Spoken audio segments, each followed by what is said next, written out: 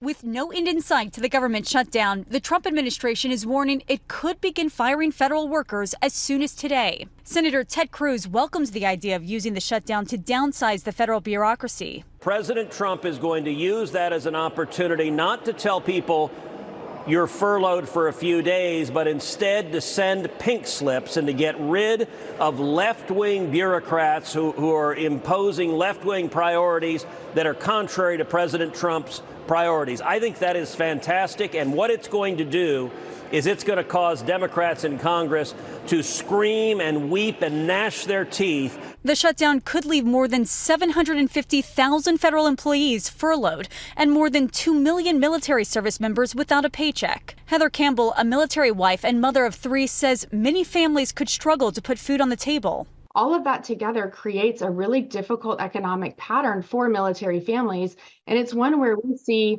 24 to 41% of our families are struggling to put food on the table. Vice President J.D. Vance was pressed on why layoffs are necessary, given that previous administrations only furloughed workers, a temporary move. What we're saying is that we might have to take extraordinary steps, especially the longer this goes on. The White House is also targeting Democratic states with a wave of cuts to federal projects. The cuts will impact 16 states, including $18 billion for infrastructure projects in New York and nearly $8 billion for energy programs. At the core of the government shutdown fight is a demand from Democrats who refuse to support a spending bill unless it includes a reversal of cuts to Medicaid and an extension of Obamacare subsidies to prevent millions of Americans' health care premiums from going up. It is not radical to say we want to prevent the average American family from getting these huge increases. Vice President Vance says the administration is open to negotiating health care premiums, but only after the government reopens. You can't reward this exercise in hostage taking,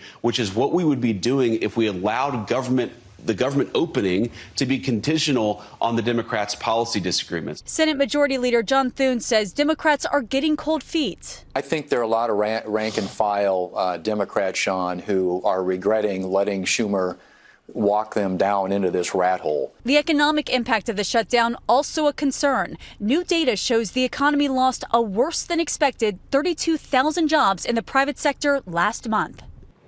And more Americans are seeing signs of the shutdown, with some parks and monuments closed. And online, some federal websites now have a banner blaming the, quote, radical left for the shutdown. Critics say that could violate certain laws that ban political activity within federal agencies.